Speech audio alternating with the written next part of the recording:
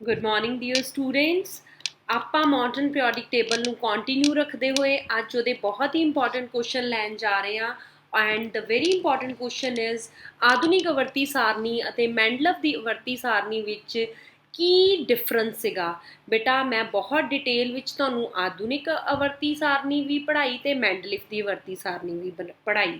ਹੁਣ ਆਪਾਂ ਦੇਖਣਾ ਹੈ ਕਿ ਇਹਨਾਂ ਦੋਨਾਂ 'ਚ ਡਿਫਰੈਂਸ ਕੀ ਹੈ, ਅਤੇ ਡਿਫਰੈਂਸ ਦੀ ਗੱਲ ਕਰਾਂਗੇ ਤਾਂ ਮੈਂਡਲਿਫ ਦੀ ਆਵਰਤੀ ਸਾਰਨੀ ਦੀ ਆਧੁਨਿਕ ਆਵਰਤੀ ਸਾਰਨੀ ਨਾਲ ਤੁਲਨਾ। ਮੈਂਡਲਿਫ ਦੀ ਆਵਰਤੀ ਸਾਰਨੀ ਅਤੇ ਆਧੁਨਿਕ ਆਵਰਤੀ ਸਾਰਨੀ ਵਿੱਚ ਤੱਤਾਂ ਨੂੰ ਇੱਕ ਸਮਾਨ ਸਾਰਨੀ ਦੇ ਰੂਪ ਵਿੱਚ ਥਾਂ ਦਿੱਤੀ ਗਈ। ਦੋਨਾਂ ਸਾਰਨੀਆਂ ਵਿੱਚ ਸਮਾਨ ਗੁਣਾਂ ਵਾਲੇ ਇਕੱਠੇ ਗਰੁੱਪ ਵਿੱਚ ਰੱਖੇ ਗਏ, ਪਰੰਤੂ ਇਹਨਾਂ ਵਿੱਚ ਅਸਮਾਨਤਾਵਾਂ ਯਾਨੀ ਇਹਨਾਂ 'ਚ ਜਿਹੜੀਆਂ ਡਿਸਸਿਮਿਲੈਰਿਟੀਜ਼ ਸੀ ਉਹ ਵੀ ਬਹੁਤ ਜ਼ਿਆਦਾ ਸੀ, ਜਿਹਦੇ ਬਾਰੇ ਆਪਾਂ ਹੁਣ ਗੱਲ ਕਰਨ ਜਾ ਰਹੇ ਹਾਂ। ਸਭ ਤੋਂ ਪਹਿਲੇ ਮੈਂ ਗੱਲ ਕਰਾਂਗੀ ਮੈਂਡਲਿਫ ਆਵਰਤੀ ਸਾਰਨੀ ਅਤੇ ਆਧੁਨਿਕ ਆਵਰਤੀ ਸਾਰਨੀ 'ਚ। ਪਹਿਲੇ ਡਿਫਰੈਂਸ 'ਚ ਮੈਂਡਲਿਫ ਦੀ ਜਦੋਂ ਤੱਕ ਸਾਰਨੀ ਬਣੀ ਸੀ ਬੇਟਾ 63 ਤੱਤ ਜਿਹੜੇ ਸੀ ਉਹ ਨੋਨ ਸੀਗੇ, ਪਰ ਆਧੁਨਿਕ ਆਵਰਤੀ ਸਾਰਨੀ ਕੁੱਲ 118 ਤੱਤਾਂ ਨੂੰ ਵੱਧਦੇ ਪਰਮਾਣੂ ਅੰਕਾਂ ਵਿੱਚ ਵਿਵਸਥਿਤ ਕੀਤਾ। ਆਧੁਨਿਕ ਆਵਰਤੀ ਸਾਰਨੀ 'ਚ ਪਰਮਾਣੂ ਅੰਕ ਨੂੰ ਆਧਾਰ ਮੰਨਿਆ ਗਿਆ, ਠੀਕ ਹੈ ਬੇਟਾ, ਜਦ ਕਿ ਮੈਂਡਲਿਫ ਦੀ ਆਵਰਤੀ ਸਾਰਨੀ ਵਿੱਚ ਪਰਮਾਣੂ ਪੁੰਜ ਨੂੰ ਆਧਾਰ ਮੰਨਿਆ ਗਿਆ। ਆਵਰਤੀ ਸਾਰਨੀ ਜਿਹੜੀ ਮੈਂਡਲਿਫ ਦੀ ਸੀ, ਤੁਹਾਨੂੰ ਪਤਾ ਹੈ ਕਿ 8 ਉਹਦੇ 'ਚ ਗਰੁੱਪ ਸੀ, ਠੀਕ ਹੈ ਨਾ, ਲੰਬੇਦਾਰ ਦੇ ਸਤੰਭ ਸਨ ਜਿਨ੍ਹਾਂ ਨੂੰ ਗਰੁੱਪ ਕਹਿੰਦੇ ਸਨ, ਤੇ ਆਧੁਨਿਕ ਆਵਰਤੀ ਸਾਰਨੀ 'ਚ 18 ਖੜਵੇ ਕਾਲਮ ਸੀ ਜਿਨ੍ਹਾਂ ਨੂੰ ਅਸੀਂ ਗਰੁੱਪ ਕਹਿੰਦੇ ਹਾਂ, ਤੇ 7 ਪੀਰੀਅਡ ਵੀ ਸੀ, ਠੀਕ ਹੈ ਬੇਟਾ। ਤੱਤਾਂ ਦੇ ਆਈਸੋਟੋਪ ਨੂੰ ਸਾਰਨੀ ਵਿੱਚ ਸਥਾਨ ਨਾ ਮਿਲਿਆ। ਇਹ ਆਪਾਂ ਡਿਸਐਡਵਾਂਟੇਜਸ 'ਚ ਵੀ ਗੱਲ ਕੀਤੀ ਸੀ ਕਿ ਬੇਟਾ ਕਿ ਜਿੱਦਾਂ ਪਰਮਾਣੂ ਪੁੰਜ ਦੇ ਹਿਸਾਬ ਨਾਲ ਅਸੀਂ ਰੱਖ ਰਹੇ ਹਾਂ, ਤੇ ਜੇ ਹਾਈਡਰੋਜਨ ਦੇ 3 ਆਈਸੋਟੋਪਸ ਹੈ, ਜਿੱਦਾਂ ਕਿ ਇੱਕ ਦਾ ਅਟੋਮਿਕ ਮਾਸ ਹੈ 1, ਇੱਕ ਦਾ 2 ਤੇ ਇੱਕ ਦਾ ਹੈਗਾ 3, ਤੇ ਇਹਨਾਂ ਤਿੰਨਾਂ ਨੂੰ ਵੱਖਰੀ ਵੱਖਰੀ ਜਗ੍ਹਾ ਮਿਲਣੀ ਚਾਹੀਦੀ ਸੀ ਪਰਮਾਣੂ ਪੁੰਜ ਦੇ ਆਧਾਰ ਤੇ, ਪਰ ਨਹੀਂ ਦਿੱਤੀ ਗਈ। ਇਸੇ ਤਰ੍ਹਾਂ ਇੱਥੇ ਤੱਤਾਂ ਦੇ ਆਈਸੋਟੋਪ ਨੂੰ ਆਵਰਤੀ ਸਾਰਨੀ ਵਿੱਚ ਉਚਿਤ ਸਥਾਨ ਮਿਲਿਆ ਕਿਉਂਕਿ ਜਿਹੜਾ ਇਹਦਾ ਆਧਾਰ ਸੀ ਉਹ ਪਰਮਾਣੂ ਅੰਕ ਸੀ, ਠੀਕ ਹੈ। ਅਗਲੀ ਗੱਲ ਕਰੀਏ ਤਾਂ ਰਸਾਇਣਿਕ ਦ੍ਰਿਸ਼ਟੀ ਦੇ ਨਾਲ ਅਸਮਾਨ ਤੱਤਾਂ ਨੂੰ ਵੀ ਇਕੱਠਾ ਰੱਖਿਆ ਗਿਆ। ਕਈ ਵਾਰੀ ਕਈ ਇੱਦਾਂ ਦੀਆਂ ਐਕਸੈਪਸ਼ਨਸ ਆਈਆਂ ਜਿੱਥੇ ਉਹਨਾਂ ਦੇ ਰਸਾਇਣਿਕ ਗੁਣ ਤੱਤ ਦੇ ਨਹੀਂ ਮਿਲ ਰਹੇ ਸੀ, ਪਰ ਉਹਨਾਂ ਨੂੰ ਇਕੱਠਾ ਰੱਖ ਦਿੱਤਾ ਗਿਆ। ਇਸ ਵਿੱਚ ਰਸਾਇਣਿਕ ਦ੍ਰਿਸ਼ਟੀ ਨਾਲ ਅਸਮਾਨ ਤੱਤਾਂ ਨੂੰ ਵੱਖ-ਵੱਖ ਗਰੁੱਪਾਂ ਵਿੱਚ ਹੀ ਸਥਾਨ ਦਿੱਤਾ ਗਿਆ। ਸਾਰੇ ਪਰਿਵਰਤਨ ਤੱਤਾਂ ਨੂੰ ਇੱਕੋ ਗਰੁੱਪ ਇਹਦੇ ਵਿੱਚ 7 ਵਿੱਚ ਰੱਖਿਆ ਗਿਆ। ਪਰਿਵਰਤਿਤ ਤੱਤਾਂ ਨੂੰ ਗਰੁੱਪ 3 ਅਤੇ 12 ਵਿੱਚ ਰੱਖਿਆ ਗਿਆ। ਇਸ ਸਾਰਨੀ ਦੇ ਬਣਨ ਤੱਕ ਨੋਬਲ ਗੈਸਾਂ ਦੀ ਖੋਜ ਨਹੀਂ ਹੋਈ ਸੀ, ਬਿਲਕੁਲ ਠੀਕ ਹੈ। ਪਰ ਇੱਕ ਗੱਲ ਹੈ ਕਿ ਨੋਬਲ ਗੈਸਾਂ ਦੀ ਖੋਜ ਭਾਵੇਂ ਨਹੀਂ ਹੋਈ ਸੀ, ਪਰ ਫਿਰ ਵੀ ਮੈਂਡਲਿਫ ਨੇ ਇੱਦਾਂ ਰੱਖਿਆ ਕਿ ਜੇ ਕਦੀ ਵੀ ਨੋਬਲ ਗੈਸਾਂ ਪਤਾ ਲੱਗਣ ਤੇ ਉਹ ਮਤਲਬ ਉਹਨਾਂ ਲਈ ਖਾਨੇ 'ਚ ਰੱਖਿਆ ਗਿਆ, ਠੀਕ ਹੈ। ਉਸ ਤੋਂ ਬਾਅਦ 6 ਦੀ ਇੱਧਰ ਗੱਲ ਕਰਾਂਗੀ ਤੇ ਨੋਬਲ ਗੈਸਾਂ ਨੂੰ ਗਰੁੱਪ 18 ਵਿੱਚ ਵੱਖਰਾ ਸਥਾਨ ਦਿੱਤਾ ਗਿਆ। ਇੱਧਰ ਅਗਲੇ ਦੀ ਗੱਲ ਕਰਾਂਗੀ ਕਿ ਕੁਝ ਉੱਚ ਪੁੰਜ ਵਾਲੇ ਤੱਤਾਂ ਨੂੰ ਉਹਨਾਂ ਤੱਤਾਂ ਤੋਂ ਪਹਿਲਾਂ ਥਾਂ ਦਿੱਤੀ ਗਈ, ਕਿ ਇਹ ਨਹੀਂ ਦੇਖਿਆ ਗਿਆ ਕਿ ਬਸ ਪ੍ਰੋਪਰਟੀਜ਼ ਦੇ ਅਕੋਰਡਿੰਗ ਉਹਨਾਂ ਨੂੰ ਰੱਖ ਦਿੱਤਾ ਗਿਆ। ਕਈ ਵਾਰੀ ਇੱਥੇ ਕਿ ਜਿਨ੍ਹਾਂ ਦੇ ਪੁੰਜ ਵੱਧ ਸੀ ਉਹਨਾਂ ਨੂੰ ਪਹਿਲੇ ਥਾਂ ਦੇ ਦਿੱਤੀ ਗਈ। ਇਸ ਸਾਰਨੀ ਦਾ ਵਰਗੀਕਰਨ ਆਧਾਰ ਪਰਮਾਣੂ ਅੰਕ ਸੀ। ਇਸ ਵਿੱਚ ਇੱਦਾਂ ਦਾ ਕੋਈ ਉਲਟੇ ਕ੍ਰਮ ਵਾਲਾ ਦੋਸ਼ ਨਹੀਂ ਸੀ, ਮਤਲਬ ਇਸ ਵਿੱਚ ਉਲਟੇ ਕ੍ਰਮ ਵਾਲਾ ਦੋਸ਼ ਨਹੀਂ ਸੀ, ਠੀਕ ਹੈ। ਅੱਛਾ, ਉਸ ਤੋਂ ਬਾਅਦ ਆਪਾਂ ਕਰਨ ਜਾ ਰਹੇ ਹਾਂ ਹੁਣ ਇਸ ਕੁਐਸਚਨ ਦੇ very short multiple choice question and very important. ਸਭ ਤੋਂ ਪਹਿਲੇ very important according to the Punjab meritorious exams as well as you people, ਕਿ ਤੁਹਾਨੂੰ ਪਤਾ ਹੈ ਕਿ ਤੁਸੀਂ ਵੀ 10ਵੀਂ ਤੋਂ ਬਾਅਦ ਜਾ ਕੇ ਪੇਪਰ ਦੇਣਾ। ਅਸ਼ਟਕ ਨਿਯਮ ਕਿਸ ਦੀ ਦੇਣ ਸੀ? ਨਿਊਲੈਂਡ ਦੀ, ਨਿਊਟਨ ਦੀ, ਡੋਬੇਨਰ ਦੀ ਕਿ ਮੈਂਡਲਿਫ ਦੀ?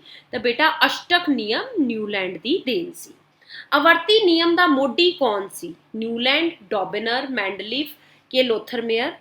ਤਾਂ ਆਵਰਤੀ ਨਿਯਮ ਦਾ ਮੋਢੀ ਮੈਂਡਲਿਫ ਨੂੰ ਕਿਹਾ ਗਿਆ ਹੈ। ਕਿਉਂ? ਬਿਕੋਜ਼ ਉਹਨਾਂ ਨੇ ਹੀ ਆਵਰਤੀ ਜਿਹੜੀ ਗਰੁੱਪਸ ਦੀ ਜਿਹੜੀ ਰੀਤ ਪਾਈ ਕਿ ਇੱਦਾਂ ਦੇ ਗਰੁੱਪ ਬਣ ਸਕਦੇ ਆ ਤਾਂ ਫਿਰ ਪ੍ਰੋਪਰਟੀਜ਼ ਸੇਮ ਵਾਲਿਆਂ ਨੂੰ ਆਪਾਂ ਇਕੱਠਾ ਰੱਖ ਸਕਦੇ ਹਾਂ। ਹੈਲੋਜਨ ਪਰਿਵਾਰ ਦੇ ਤੱਤਾਂ ਵਿੱਚ ਕਿੰਨੀ ਸੰਯੋਜਕਤਾ ਇਲੈਕਟ੍ਰੋਨ ਹੁੰਦੇ ਨੇ? ਇਹਨਾਂ ਵਿੱਚ 7 ਸੰਯੋਜਕ ਇਲੈਕਟ੍ਰੋਨ ਹੁੰਦੇ ਹਨ। ਹੈਲੋਜਨ ਦੀ ਗੱਲ ਕੀਤੀ ਹੈ ਬੇਟਾ, ਨੋਬਲ ਗੈਸਿਸ ਦੀ ਨਹੀਂ। ਤੁਹਾਡੇ ਸਾਹਮਣੇ ਇੱਕ ਐਗਜ਼ਾਮਪਲ ਲਿਖ ਦਿੰਦੀ ਹਾਂ। ਕਲੋਰੀਨ ਜਿਹੜਾ ਹੈ 17 ਹੈ, ਯਾਨੀ ਕਿ ਕਲੋਰੀਨ ਦਾ ਜੇ ਮੈਂ ਅਟੋਮਿਕ ਨੰਬਰ ਗੱਲ ਕਰਾਂ ਤੇ 2 ਤੇ 8 10 ਹੋ ਗਏ, ਤੇ ਲਾਸਟ ਸ਼ੈਲ ਦੇ ਵਿੱਚ ਉਹਦੇ 'ਚ 7 ਇਲੈਕਟ੍ਰੋਨ ਹੈ। ਕੁਐਸਚਨ ਨੰਬਰ 28 ਦੀ ਗੱਲ ਕਰਾਂਗੀ ਕਿ ਲੀਥੀਅਮ ਤੇ ਸੋਡੀਅਮ ਵਿੱਚ ਕਿਹੜਾ ਜ਼ਿਆਦਾ ਕਿਰਿਆਸ਼ੀਲ ਹੈ? ਤਾਂ ਸੋਡੀਅਮ ਜ਼ਿਆਦਾ ਕਿਰਿਆਸ਼ੀਲ ਹੈ। ਮੈਂਡਲੀਵ ਆਵਰਤੀ ਨਿਯਮ ਅਨੁਸਾਰ ਆਵਰਤੀ ਸਾਰਣੀ ਵਿੱਚ ਤੱਤਾਂ ਦੀ ਵਿਵਸਥਾ ਹੈ। ਪਰਮਾਣੂ ਸੰਖਿਆ ਦੇ ਵੱਧਦੇ ਕ੍ਰਮ 'ਚ, ਪਰਮਾਣੂ ਸੰਖਿਆ ਦੇ ਘਟਦੇ ਕ੍ਰਮ 'ਚ। ਬੇਟਾ ਇੱਥੇ ਗੱਲ ਹੈ ਮੈਂਡਲੀਵ ਆਵਰਤੀ ਨਿਯਮ ਅਨੁਸਾਰ ਆਵਰਤੀ ਸਾਰਣੀ ਵਿੱਚ ਤੱਤਾਂ ਦੀ ਵਿਵਸਥਾ ਕਿੱਦਾਂ ਕੀਤੀ ਗਈ? ਪਰਮਾਣੂ ਸੰਖਿਆ ਦੇ ਵੱਧਦੇ ਕ੍ਰਮ ਵਿੱਚ, ਪਰਮਾਣੂ ਸੰਖਿਆ ਦੇ ਘਟਦੇ ਕ੍ਰਮ ਵਿੱਚ, ਪਰਮਾਣੂ ਪੁੰਜ ਦੇ ਵੱਧਦੇ ਕ੍ਰਮ ਵਿੱਚ ਕਿ ਪਰਮਾਣੂ ਸੰਖਿਆ ਦੇ ਘਟਦੇ ਕ੍ਰਮ 'ਚ। ਤੇ ਬੇਟਾ ਤੁਹਾਨੂੰ ਸਾਰਿਆਂ ਨੂੰ ਪਤਾ ਹੈ ਕਿ ਮੈਂਡਲੀਫ ਨੇ ਕਿੱਦਾਂ ਆਧੁਨਿਕ ਆਵਰਤੀ ਸਾਰਣੀ ਨੂੰ ਸ਼ੁਰੂ ਕੀਤਾ, ਦੈਟ ਇਜ਼ ਪਰਮਾਣੂ ਪੁੰਜ ਦੇ ਵੱਧਦੇ ਕ੍ਰਮ 'ਚ। ਮੈਂਡਲੀਵ ਆਵਰਤੀ ਸਾਰਣੀ ਵਿੱਚ ਬਾਅਦ ਵਿੱਚ ਪਤਾ ਲੱਗਣ ਵਾਲੇ ਤੱਤਾਂ ਦੀ ਥਾਂ ਖਾਲੀ ਛੱਡ ਗਈ। ਆਵਰਤੀ ਸਾਰਣੀ ਵਿੱਚ ਹੇਠ ਲਿਖੇ ਤੱਤਾਂ ਵਿੱਚੋਂ ਕਿਸ ਤੱਤ ਦੇ ਸਥਾਨ ਪ੍ਰਾਪਤ ਕੀਤਾ? Germanium, chlorine, oxygen, ਸਿਲੀਕॉन। ਤੇ ਦੱਸੋ ਬੇਟਾ, ਆਬਵੀਅਸ ਹੈ ਸਾਡਾ ਆਨਸਰ ਹੈ ਜਰਮੇਨੀਅਮ। ਕੀ ਹੈ? ਜਰਮੇਨੀਅਮ ਨੇ ਸਥਾਨ ਪ੍ਰਾਪਤ ਕੀਤਾ। ਠੀਕ ਹੈ ਬੇਟਾ, ਅੱਗੇ 31st ਕੁਐਸਚਨ ਦੀ ਗੱਲ ਕਰਾਂਗੀ ਕਿ ਡੈਸ਼ ਦੀ ਇਲੈਕਟ੍ਰੋਨਿਕ ਤਰਤੀਬ 2 8 2 ਹੈ। ਪਲੱਸ ਕਰ ਲਓ, 8 ਜਮਾ 2 10, 10 ਜਮਾ 2 12 ਤੇ 12 ਮੈਗਨੀਸ਼ੀਅਮ ਦੀ ਇਲੈਕਟ੍ਰੋਨਿਕ ਜਿਹੜੀ ਤਰਤੀਬ ਹੈ, ਇਸ ਲਈ ਸਾਡਾ ਆਨਸਰ ਹੈ ਮੈਗਨੀਸ਼ੀਅਮ। ਡੋਬਨਰ ਨੇ 3 ਤੱਤਾਂ ਵਾਲੇ ਕੁਝ ਸਮੂਹਾਂ ਨੂੰ ਚੁਣਿਆ ਅਤੇ ਉਹਨਾਂ ਸਮੂਹਾਂ ਨੂੰ ਡੈਸ਼ ਕਹਿੰਦੇ ਨੇ। ਡੋਬਨਰ ਦਾ ਕਿਹੜਾ ਨਿਯਮ ਸੀ? ਡੋਬਨਰ ਦਾ ਸੀਗਾ ਤਿੱਕੜੀ ਨਿਯਮ। ਇਹਦਾ ਮਤਲਬ ਸਾਡਾ ਆਨਸਰ ਕੀ ਆਏਗਾ? ਤਿੱਕੜੀ 3, ਜਿਹਨੂੰ ਆਪਾਂ ਕਿਹਾ ਸੀ ਡੋਬਨਰ ਟ੍ਰੇਡਸ, ਹੈ ਨਾ, ਟ੍ਰੇਡਸ ਕਿਹਾ ਸੀ ਆਪਾਂ, TRAIDS, ਡੋਬਨਰ ਦਾ ਤਿੱਕੜੀ ਨਿਯਮ। ਠੀਕ ਹੈ ਬੇਟਾ, ਠੀਕ ਹੈ। ਅਗਲਾ ਕੁਐਸਚਨ ਦੀ ਗੱਲ ਕਰਾਂਗੇ ਇੱਥੋਂ। ਤੇ ਆ ਜਿਹੜਾ ਕੁਐਸਚਨ ਹੈ ਸਾਡਾ ਕਿ ਆਧੁਨਿਕ ਆਵਰਤੀ ਸਾਰਣੀ ਵਿੱਚ ਡੈਸ਼ ਲੇਟਵੀਆਂ ਲਾਈਨਾਂ ਸੀ। ਆਧੁਨਿਕ ਦੀ ਗੱਲ ਕਰ ਰਹੇ ਹਾਂ, ਲੇਟਵੀਆਂ ਗੱਲ ਕਰ ਰਹੇ ਹਾਂ, ਤਾਂ ਦੈਟ ਇਜ਼ 7। ਠੀਕ ਹੈ, 7, ਜਿਹਨੂੰ ਆਪਾਂ ਪੀਰੀਅਡ ਵੀ ਕਹਿ ਦਿੰਦੇ ਹਾਂ। ਆਵਰਤੀ ਸਾਰਣੀ ਦੇ ਗਰੁੱਪ ਵਿੱਚ ਤੱਤਾਂ ਦੇ ਧਾਤਵੀ ਸੁਭਾਅ ਦੇ ਕੀ ਪ੍ਰਭਾਵ ਪੈਂਦਾ ਹੈ? ਆਵਰਤੀ ਸਾਰਣੀ ਦੇ ਗਰੁੱਪ ਵਿੱਚ ਉੱਪਰ ਤੋਂ ਹੇਠਾਂ ਵੱਲ ਜਾਂਦੇ ਤੱਤਾਂ ਦਾ ਧਾਤਵਿਕ ਸੁਭਾਅ ਵੱਧਦਾ ਹੈ। ਕਿਉਂ ਵੱਧਦਾ ਹੈ? ਕਿਉਂਕਿ ਸ਼ੈੱਲ ਵੱਧਦੇ ਨੇ।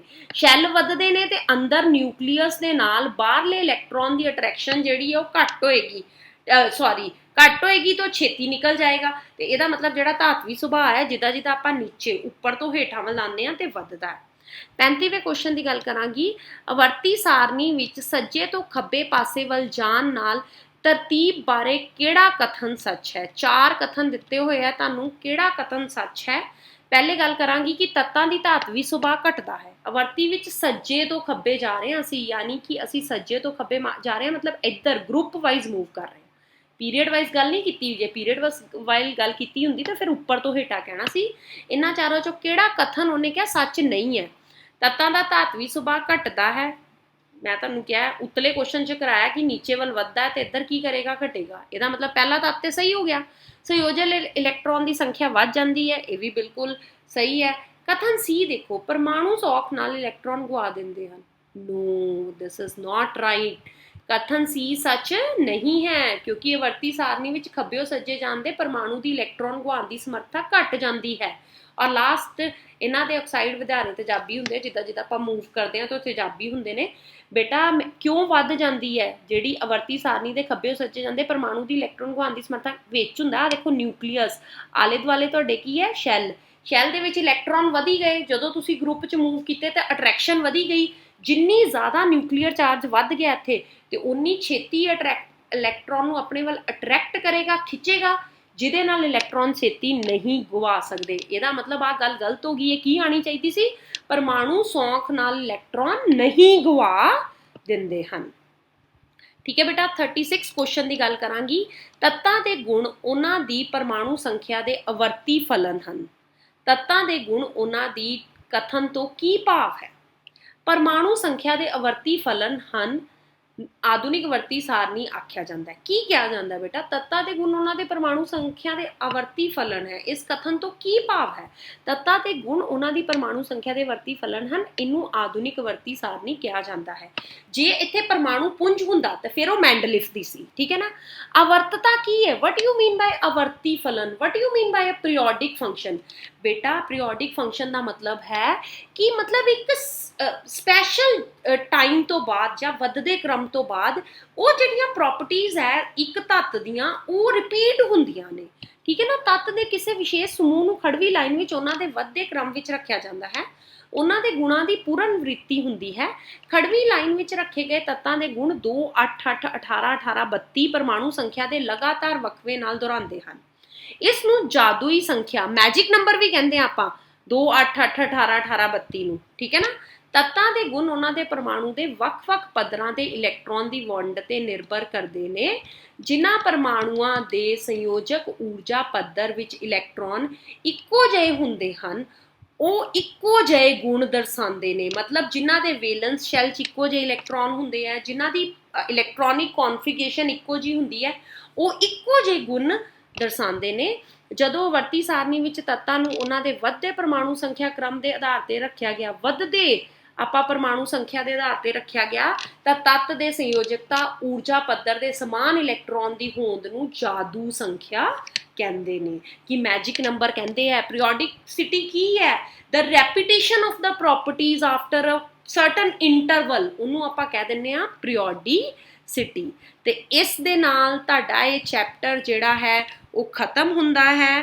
ਤੁਸੀਂ ਇਸ ਚੈਪਟਰ ਦੀ ਦੁਹਰਾਈ ਲੈਸਨਸ ਨਾਲ, ਸਾਰੇ ਲੈਕਚਰਸ ਨਾਲ ਕਰ ਸਕਦੇ ਹੋ। ਮੈਂ ਬੇਟਾ ਇਸ ਚੈਪਟਰ ਦੀ ਤੁਹਾਨੂੰ each and every thing clear ਕੀਤੀ, ਡੋਬਿਨਲ ਕਲੀਅਰ ਕੀਤਾ, ਨਿਊਲੈਂਡ ਕਲੀਅਰ ਕੀਤਾ, ਮੈਂਡਲੀਵਸ ਕਲੀਅਰ ਕੀਤਾ, ਆਧੁਨਿਕ ਵਰਤੀ ਸਾਰਣੀ ਕਲੀਅਰ ਕੀਤਾ, ਉਹਦੇ ਸਾਰੇ ਟ੍ਰੈਂਡਸ ਕਲੀਅਰ ਕੀਤੇ।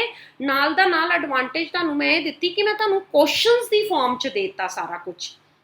ਯਾਨੀ ਹੁਣ ਤੁਸੀਂ ਈਜ਼ੀਲੀ ਇਹਨੂੰ ਯਾਦ ਕਰ ਸਕਦੇ ਹੋ, ਇਹਨੂੰ ਪੜ੍ਹ ਸਕਦੇ ਹੋ।